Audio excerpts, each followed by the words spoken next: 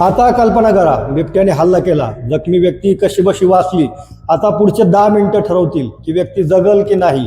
अनेक लोक अशा वेळी काय करतात, कोणी पाणी पाजतं, कोणी लगेच उभं राहण्याचा प्रयत्न करतं, कोणी जखमेवर हळद, कॉफी, टूथपेस्ट लावतं आणि काही जण व्हिडिओ काढण्यात व्यस्त होतात.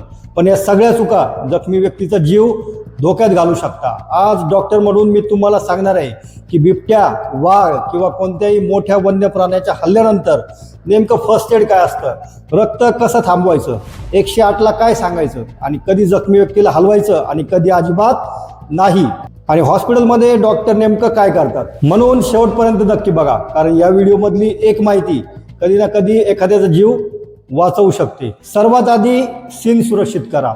बिबट्या अजून आसपास असेल तर सर्वात मोठी चूक म्हणजे जखमी व्यक्तीकडे धावत जाणं. आधी खात्री करा बिबट्या निघून गेला आहे का, वन विभाग किंवा सुरक्षा कर्मचारी आले आहेत का, परिसर सुरक्षित आहेत का.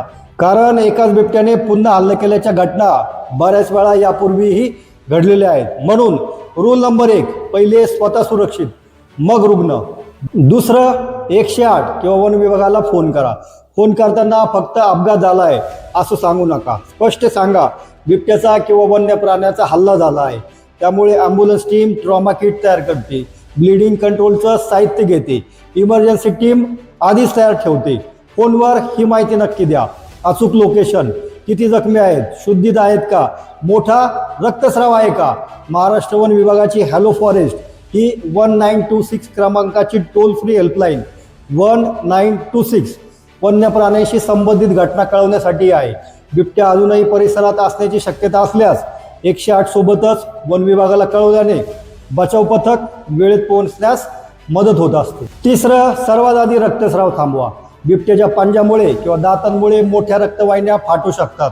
अनेक वेळा मृत्यूचे कारण बिबट्या नसतो तर असतं एक्सेसिव्ह ब्लड लॉस. तर मग काय करायचं, स्वच्छ कापड, गॉज किंवा उपलब्ध स्वच्छ कपडा घ्या, घट्ट दाबा, प्रेशर कायम ठेवा. दर 2 मिनिटांनी उचकून पाहू नका, कारण तयार होणारा ब्लड क्लॉट पुन्हा तुटतो.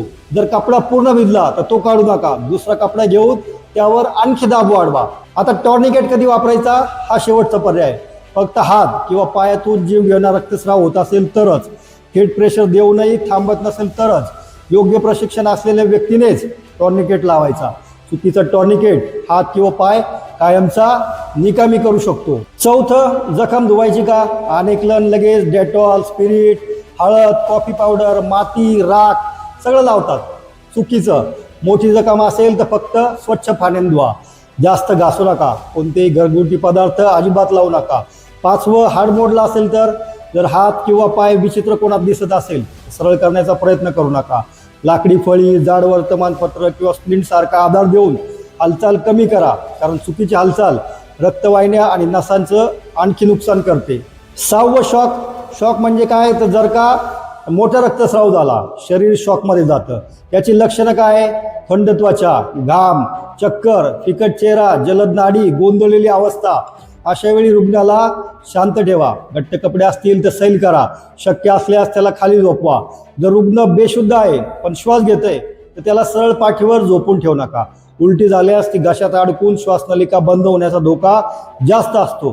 तर मग काय करायचं, रुग्णाला एका कुशीवर वळवा, वरचा गुडघा पुढे वाकवून आधारासाठी जमिनीवरती टेकवा, डोकं किंचित मागे कलवून हनुवटी वर राहील असं पहा, जेणेकरून श्वसन मार्ग मोकळा राहील.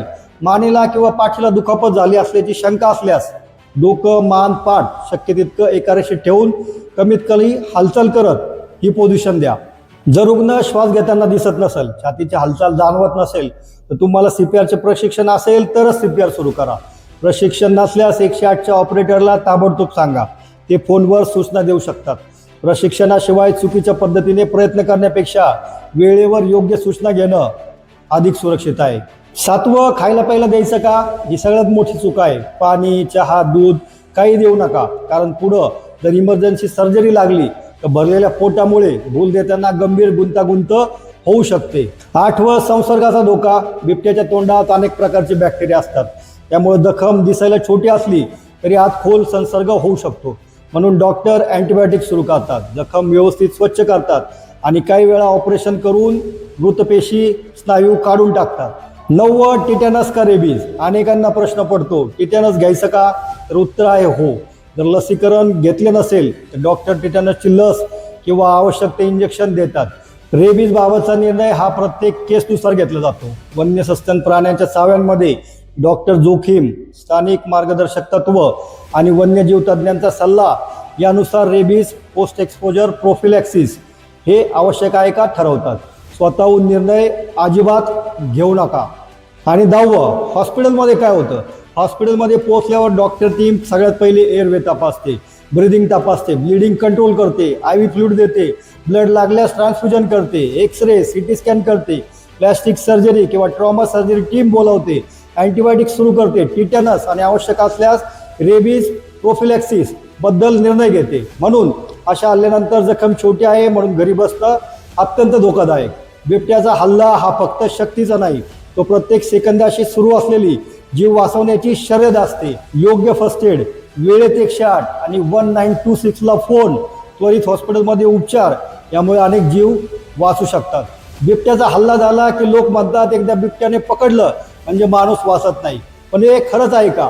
महाराष्ट्रात अशा अनेक घटना घडल्या आहेत जिथे लोक बिबट्याच्या हल्ल्यातून वेळेवर उपचार मिळाल्याने वाचले सुद्धा आणि काही जण उशिरा हॉस्पिटलमध्ये पोहोचल्यामुळे मृत्युमुखी पडले.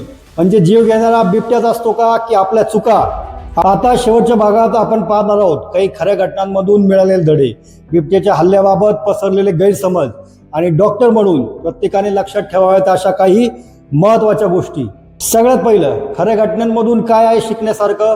तर पुणे जिल्ह्यातील जुन्नर वनक्षेत्रात मानव बिबट्या संघर्ष 2001 पासून सुरू आहे. गेल्या 25 वर्षात या पट्ट्यात बिबट्यांच्या हल्ल्यात सुमारे 54 जणांचा मृत्यू आणि 150हून अधिक जण जखमी असल्याची नोंद आहे. राज्यभर पाहिलं तर वाघ आणि बिबट्याच्या हल्ल्यामुळे होणाऱ्या मानवी मृत्यूंचे प्रमाण सरासरी दर आठवड्याला 1 इतकं आहे आणि ही आकडेवारी वन विभाग आणि प्रसारमाध्यमांच्या वृत्तावर आधारित आहे. एका अहवालामध्ये एक गोष्ट वारंवार दिसते, जे लोक वैद्यकीय उपचारासाठी पोहोचले त्यांच्यात वाचण्याची शक्यता जास्त होती. तर काही प्रकरणांमध्ये मृत्यूचे कारण फक्त जखम नव्हतं, अतिरक्तस्राव, उपचार झालेला उशीर किंवा नंतर झालेला गंभीर संसर्ग. यातून एक धडा मिळतो की बिबट्याचा हल्ला संपला म्हणजे धोका संपला असा अजिबात नाही. खरा संघर्ष त्यानंतरच सुरू होतो. आता काही गैरसमज पाहूया. सगळ्यात पहिला, जखम लहान दिसते म्हणजे गंभीर नाही. विज्ञान काय सांगतं? बिबट्याचे दात, नख खोलवर उती, स्नायू, रक्तवाहिन्या नसांना इजा करू शकतात. बाहेरून जखम जरी छोटी दिसली तर नुकसान आतमध्ये मोठं असू शकतं. दुसरं, रक्त थांबला म्हणजे डोका टळला. सत्य काय आहे की आतील रक्तस्राव डोळ्यांना दिसत नाही, त्यामुळे रक्त बाहेर येणं थांबलं म्हणून रुग्ण सुरक्षित आहे असा निष्कर्ष काढू नका. तिसरं, हळद, कॉफी, माती, घरगुती उपाय लावले की जखम भरते. चूक. असे पदार्थ जखम दूषित करू शकतात आणि संसर्गाचा धोका वाढवू शकतात. योग्य उपचार म्हणजे जखम स्वच्छ ठेवणे आणि डॉक्टरांकडून उपचार घेणे. चौथं, रुग्ण बोलत आहे म्हणजे काही गंभीर नाही. चूक. काही वेळा व्यक्ती सुरुवातीला शुद्धीत आणि बोलत सुद्धा असतो, पण काही मिनिटांनी रक्तदाब कमी होऊन शॉक येऊ शकतो. त्यामुळे मोठ्या प्रमाणात प्राण्याच्या हल्ल्यानंतर वैद्यकीय तपासणी खूप आवश्यक असते. एक डॉक्टर म्हणून मी एवढंच सांगेल, वन्य प्राण्यांचा आदर करा. त्यांच्याजवळ जाऊन फोटो काढण्याचा, त्यांना चिडवण्याचा प्रयत्न करू नका. वन क्षेत्रात गेल्यावर नेहमी अधिकृत नियमांचं पालन करा. आणि जर दुर्दैवाने कधी अशी घटना घडलीच तर घाबरू नका. सुरक्षितता, 108 आणि 1926ला फोन, रक्तस्राव नियंत्रण आणि तातडीने हॉस्पिटल ही 4 पावलं तुमचा जीव वाचवू शकतात. लक्षात ठेवा, फर्स्ट एड हा उपचाराचा पर्याय नाही, तो उपचार मिळेपर्यंत जीव वाचवण्याचा पूल आहे. या व्हिडिओमध्ये आपण पाहिलं बिबट्या हल्ला का करतो, शरीरात नेमक्या कोणत्या प्रकारच्या दुखापती होतात, योग्य फर्स्ट एड कसं करायचं आणि गैरसमज आणि विज्ञान यामधला फरक काय आहे. माझी एक विनंती आहे, हा व्हिडिओ फक्त मनोरंजन म्हणून पाहू नका. ही माहिती तुमच्या कुटुंबापर्यंत, मित्रांपर्यंत पोहोचवा. संकट कधी कुठे येईल हे सांगून येऊ शकत नाही, पण योग्य माहिती मात्र जीव वाचवू शकते. जर अशीच वैज्ञानिक पुराव्यावर आधारित आणि सोप्या भाषेतील आरोग्यविषयी माहिती तुम्हाला आवडत असेल तर डॉक्टर गोरे वेलनेस चॅनलला सबस्क्राईब करा, व्हिडिओ लाईक करा आणि शेअर करायला अजिबात विसरू नका. नमस्कार, मी डॉक्टर गोरे, तुमचा ऑनलाईन फॅमिली डॉक्टर. पुन्हा भेटूया एक नवीन हेल्थ अलर्ट व्हिडिओमध्ये. तोपर्यंत सुरक्षित राहा, जागरूक राहा आणि विज्ञानावर विश्वास ठेवा. जय हिंद, जय महाराष्ट्र.